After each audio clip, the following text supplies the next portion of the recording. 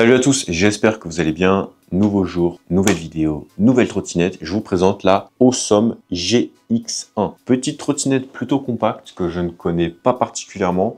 Je ne l'ai pas encore testé, je n'ai pas trop regardé les caractéristiques. Donc, dans un premier temps, je vais vous la présenter esthétiquement. Ensuite, je vais vous présenter ses caractéristiques techniques. Et pour finir, on va faire le test en conditions réelles et je vous dirai clairement ce que j'en pense. Et si ce genre de vidéo vous plaît, pensez à liker cette vidéo et à vous abonner à la chaîne YouTube. C'est hyper important, donc merci à tous ceux qui le feront. N'hésitez pas aussi à aller dans la description. On a un serveur Discord. On a des vidéos guides d'achat par gamme de prix et la liste des meilleures trottinettes électriques du marché par gamme de prix. Tous les liens sont dans la description. Alors, esthétiquement, on est sur une petite bête assez compacte et en plus elle est pliable, donc on va tout de suite commencer par ce qui est intéressant, donc le pliage. Donc elle se plie comme ça, donc là on a un lock qui vient vraiment se verrouiller. Ensuite le guidon il est réglable en hauteur et pour finir on a des poignées qui sont rabattables. Alors ça met un peu de temps quand même. Hop. Donc déjà on est bien sur une petite compacte, ce qui peut être très intéressant pour les personnes qui ont un petit appartement, ceux qui veulent la prendre dans la voiture, dans les transports en commun ou l'amener au bureau par exemple. Le pliage et le dépliage, il est rapide et efficace, donc ça c'est nickel. La couleur est plutôt sympa, on est sur un gris vert, franchement c'est très sympa. C'est assez original, franchement j'aime beaucoup. Je vous la retourne,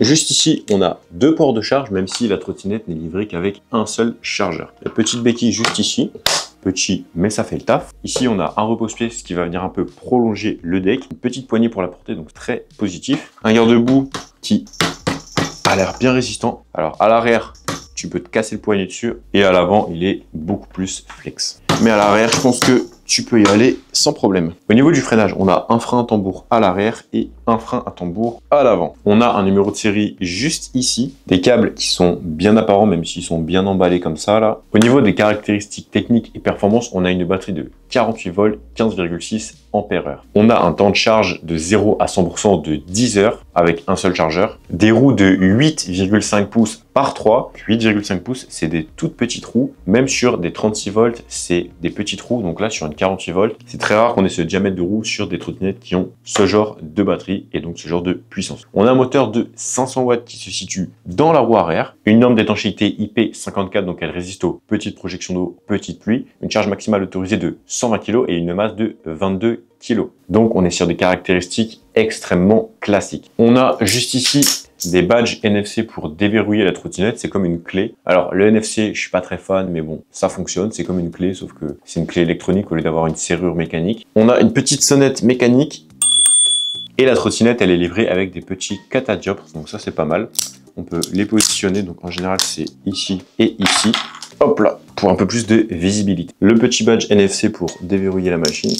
Alors, le mode 1, il va à 10, le mode 2 va à 17 et le mode 3 va à 25 km/h. Donc, on est sur une trottinette qui est bridée à 25 km/h d'usine.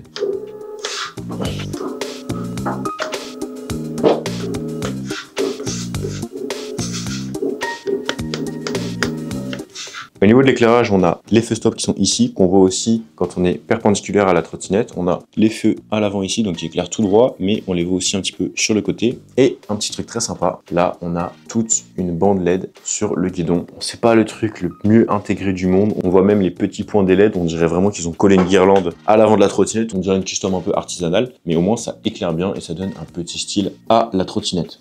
Donc à l'avant, c'est classique, c'est intégré dans le deck, c'est ici, c'est pas mal. Et à l'arrière, c'est la même chose, droite, gauche. Et quand on freine, ça s'éclaire un peu plus fort, mais c'est pas très visible, en tout cas de jour, pas extrêmement visible. De nuit, ça se verra mieux, mais de jour, c'est pas une différence incroyable. Là, on n'est pas sur un modèle qui est vraiment entrée de gamme le moins cher possible dans les 200-300 €. On est sur un modèle un peu plus haut de gamme. On a une batterie qui est plus puissante que les entrées de gamme, un moteur qui lui aussi est plus puissant que les entrées de gamme, mais ça reste une petite machine avec de petites performances qui pèse que 22 kg. Elle est petite, elle est compacte, elle se plie. C'est plutôt voilà pour le quotidien avec un peu plus de puissance que sur les trottinettes à 250-300 €. Assez discuté, on se retrouve tout de suite pour le test en conditions réelles. Allez, c'est parti pour l'essai de la trottinette électrique. Alors mon premier feeling, c'est quand même qu'on est sur un châssis qui est quand même beaucoup plus confortable que ce à quoi je m'attendais. Donc beaucoup plus de confort, plus de place aussi. On est sur un châssis vraiment rigide, je m'attendais à quelque chose qui grince un petit peu et tout. Et pour l'instant, ça se passe super bien. On a une bonne suspension à l'arrière, à l'avant aussi, ça s'enfonce nickel. Pour une petite compacte pour la ville, pour l'instant, il y a quand même du potentiel. On est bien sûr bridé à 25 km/h tout pile. On a le régulateur de vitesse qui s'active au bout de quelques secondes à la même vitesse, que vous pouvez bien sûr désactiver dans les réglages en touchant aux commandes juste ici. Donc là je suis au régulateur, le doigt levé, on est bloqué à 25 km/h. On va passer à droite et on va faire un petit test côte. Donc c'est une assez grosse côte dans ma ville, pas non plus la plus grosse, mais déjà c'est une côte qui ralentit beaucoup. Donc si on arrive à la prendre avec un peu de rythme et surtout à maintenir le rythme, ce sera déjà très bien. Ok, on maintient à 19 km/h. Ah ouais, franchement c'est pas mal. Non, franchement je m'attendais pas à ça, je m'attendais à moins de puissance. Non, pour le coup là la puissance est très correcte. Alors maintenant on va aller sur la droite, là ça monte encore plus. Donc là je pense qu'on va stabiliser dans les 10-15 km/h, mais c'est quand même une très belle montée hein. À droite là. Donc là on est à 17 pour l'instant, 17. 18, 17. Ah non, franchement il y a une très bonne petite puissance. Alors je vous avoue que dans un corps aussi compact, je m'attendais pas à quelque chose de sportif ou d'un peu puissant, mais franchement je suis plutôt surpris positivement. 19 km/h dans une quand même belle montée, alors que je pèse plus de 80 kg. Je pèse 82 et quelques là, donc avec équipement on doit être à 85. Non, franchement très correct hein. Pour une petite trottinette à ce prix là, je m'attendais à beaucoup moins. Donc ma première impression c'est une surprise au niveau du confort, de la place sur le deck, des suspensions qui sont très cool et de la puissance qui est au-delà de ce à quoi je m'attendais. Donc pour l'instant franchement je suis très surpris positivement. C'est pas la trotte du siècle, hein. Vous savez, j'ai essayé énormément de trottinettes. J'ai testé la trottinette la plus puissante du monde, la plus rapide du monde. Je vous mettrai la vidéo juste là-haut. J'ai testé énormément de trottinettes, donc forcément, c'est pas une petite trottinette comme ça qui va me choquer. Mais en étant objectif et en voyant dans quelle catégorie elle se situe, il faut dire que le confort est une bonne chose. La puissance, elle est très bonne dans sa catégorie, et pour son prix franchement c'est à souligner, parce que oui je pourrais faire le mec aigri et dire que toutes les trottinettes sont nulles. Évidemment quand tu testes des trottinettes à 10 000, 15 000, 20 000 euros, quand tu repasses sur une trottinette à 400 euros, voilà, il n'y a pas autant de sensations, ça c'est sûr. Mais en étant objectif pour une utilisation d'une personne classique qui veut juste un véhicule pour se déplacer d'un point A à un point B, regardez, on va faire un petit démarrage en côte. Ça c'est le genre de situation où avec une petite trottinette entrée de gamme, tu vas y arriver mais tu vas galérer. Vraiment tu vas rester à 1, 2, 3, 4, 5 km/h et ça va être assez ridicule. Donc on va faire un petit test. C'est parti. Donc là on envoie en fait, on accélère convenablement. Et en haut de la côte on est à 13-14 km/h, c'est très raisonnable. Ah il y a des travaux à droite là. Ça faisait longtemps que j'étais pas venu ici pour vous faire une vidéo. J'ai hâte de voir ce qu'ils vont faire. Donc là je me prends les aspérités de la route. Alors c'est des aspérités, voilà, c'est des petites crevasses, c'est des petits trous, mais c'est pas non plus des gros dodanes. J'avais un peu peur avec les petits trous de 8 pouces. On va rouler un petit peu dans l'herbe. Franchement rien à signaler pour l'instant. Je m'attendais à une trottinette moins agréable à conduire. Je suis surpris positivement. Je suis vraiment surpris positivement. Alors on est sur du frein à tambour à l'avant et à l'arrière. On va faire des freinages. Le freinage est correct. Pour du tambour il est bon. Ouais il est bon. C'est un bon frein à tambour. Ouais, ça sort pas du lot, mais c'est un bon frein à tambour quoi. Le rayon de braquage il est cool. Ouais, le rayon de braquage il est très bien. Ok, ça c'est nickel. L'accélération elle ne fait pas peur. Pour les débutants c'est parfait. Accélération en côte modérée. Bah on tient les 20 km/h. Passe pas en dessous. Ben je m'attendais pas à ça. En déballant la trottinette, je m'attendais à quelque chose de moins qualitatif, de moins puissant. En fait, j'aime pas les trottinettes qui ont des guidons pliables. J'aime pas les trottinettes compactes avec des toutes petites roues. En général, ça donne pas des bonnes machines. Donc j'avais quelques a priori. Mais faut toujours vérifier sur le terrain. Voilà, en général, tu peux anticiper beaucoup de choses avant d'aller sur le terrain. Mais tu peux toujours avoir des surprises auxquelles tu n'avais même pas pensé. Et là, pour le coup, j'ai quand même des très bonnes surprises. Notamment au niveau des suspensions, hein. Franchement, les suspensions sont très bonnes, très bonnes. Alors il faut savoir que les roues de 8,5 pouces c'est quelque chose d'assez surprenant. C'est pas quelque chose que vous verrez sur beaucoup de trottinettes électriques, hein, des roues de 8,5 pouces. On en a sur la Kukirin S1 Pro, sur la Aovo ES80. Voilà, sur les toutes petites trottinettes avec des budgets extrêmement resserrés. Là on en a sur une trottinette un peu plus chère avec une batterie plus puissante. Là je roule sur des pavés à 20 km/h. On sent les pavés, hein. Normal, mais c'est pas quelque chose de choquant. C'est des bonnes suspensions. Alors ce qu'on va faire, c'est qu'on va faire un démarrage en côte juste pour voir si j'arrive à monter. On va pas descendre tout en bas au cas où si j'arrive pas. Donc on va faire le démarrage en côte arrêté ici. Allez, 3, 2, 1, go. Donc là on est sur une grosse côte, hein, pour le coup. Je m'attends pas à ce qu'on monte à plus de 15 km/h, hein. Ouais, bon, on était dans les 10 km/h. Déjà qu'elle la monte, c'est une belle performance. Bah alors pour le coup là je suis vraiment elle dépasse toutes mes attentes. Alors oui je partais pas avec beaucoup d'attentes, mais vraiment elle dépasse toutes mes attentes. Elle est petite, elle fait le boulot, elle a une bonne gouache. Ouais franchement pourquoi pas. Pourquoi pas. Au début, je me suis dit, bon, je vais vous rediriger vers une autre trottinette que je préfère, style Kukirin G2. Mais en fait, pourquoi pas, franchement, elle est bien. C'est un autre style que la Kukirin G2, dans la même gamme de prix. Non, c'est une trottinette qui a son charme, en fait, qui a sa personnalité, qui a des suspensions différentes de la Kukirin G2, qui a une maniabilité qui est différente, qui a un gabarit différent. On est beaucoup plus bas sur cette trottinette que sur la Kukirin G2. Une manœuvrabilité qui est excellente, hein, comme vous pouvez le constater. Là, j'ai fait le demi-tour très facilement. Regardez, là, on va passer. On va rester sur le béton. Hop. Très bonne maniabilité. Alors, je vais pas vous dire que c'est la meilleure trottinette, que c'est la trottinette de ma vie ou quoi. Regardez un peu la manœuvrabilité.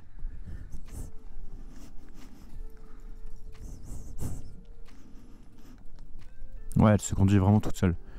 Très bonne trottinette pour les débutants. Elle se conduit toute seule. Il y a toujours un risque avec ce genre de trottinettes qui ont des petits trous. Un risque d'avoir un confort assez médiocre quand on prend des trottoirs, qu'on descend des trottoirs. Donc là, on va faire quelques tests de trottoir. Et le risque, quand on a des petits trous, c'est de rester bloqué sur une bosse, ce genre de choses. Au lieu de passer bien au-dessus, bah, on peut buter dedans et rester bloqué. Donc là, je fais vraiment le test parce que c'est des choses qui peuvent être assez dangereuses quand même. Quand les roues sont trop petites et en plus qu'on a des pneus pleins et que le rebord est un peu gros, bah on peut vraiment passer par-dessus. Donc ça, c'est quelque chose qu'il faut vérifier et il faut faire attention en roulant. Pour le moment, rien à dire. Donc là, dans une descente, on bloque à 26-27 km/h, hein, donc on a un frein moteur. Ouais, on peut pas aller au-delà de 27. Allez, on va se prendre le dos d'âne pour voir un petit peu ce que ça donne. Ouais, franchement, c'est très bien. Les suspensions sont cool, hein. Elles sont bien gérées, bien dosées. Avec mes 80 kg, franchement, c'est nickel. C'est vraiment nickel. Ouais, les suspensions, vous voyez comment ça rebondit là. Mais pas trop. Franchement, c'est idéal. Alors, ce qui est bien sur cette trotte, c'est qu'on peut la conduire avec les deux pieds sur le deck. Ou alors un pied sur le deck, un pied sur le repose-pied. Les deux positions sont confortables. Et pour une trottinette compacte, ce qui est positif, c'est qu'on a assez de place. Parce que le problème avec les petites trottinettes compactes, c'est que on pourrait manquer de place en longueur sur le deck. Là, pour le coup, c'est pas le cas. On va se prendre ces dos d'âne de la mort là. Bon, c'est jamais agréable de se prendre ça, hein.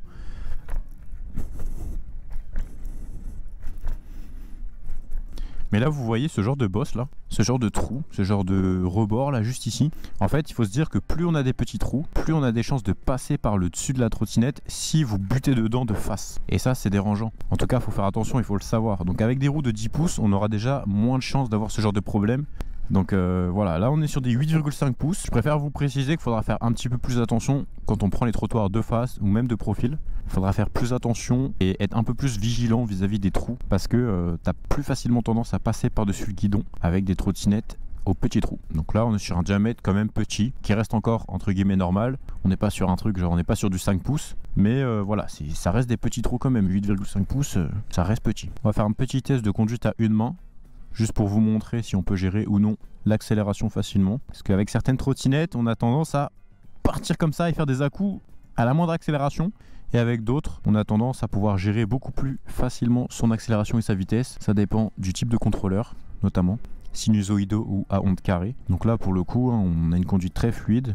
Allez, je vais essayer de me caler, disons, à 7 km/h. Je freine d'une main aussi, hein, c'est juste pour l'exercice. On va se caler à 7 km/h. J'y suis à 7 là.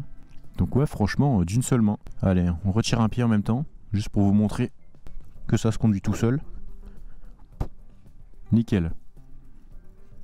Vraiment, ça se conduit tout seul. Donc sur la gauche du guidon, on a la petite sonnette mécanique. Sur la droite, on a le petit badge NFC là qui sert à éteindre la trottinette. Ah non, ça l'éteint pas, faut d'abord l'éteindre.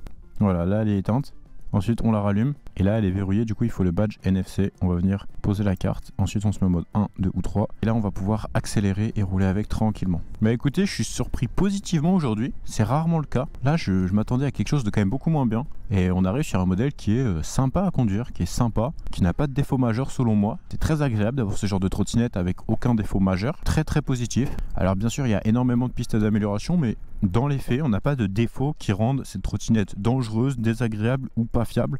Donc franchement je suis très content et je m'attendais pas à ça. Quand j'ai vu la taille des roues, quand j'ai vu que le guidon était pliable, je me suis dit qu'on aurait du jeu, qu'on aurait des problèmes, que ça serait pas confortable, qu'on aurait des mauvaises suspensions, qu'on n'aurait pas de place sur le deck. Bah finalement toutes ces objections ont été rejetées grâce au test. Donc tant mieux si vous voulez acheter ce modèle. Comme d'habitude, je vous mettrai un lien dans la description de cette vidéo si vous voulez la commander sur un site fiable et surtout au meilleur prix.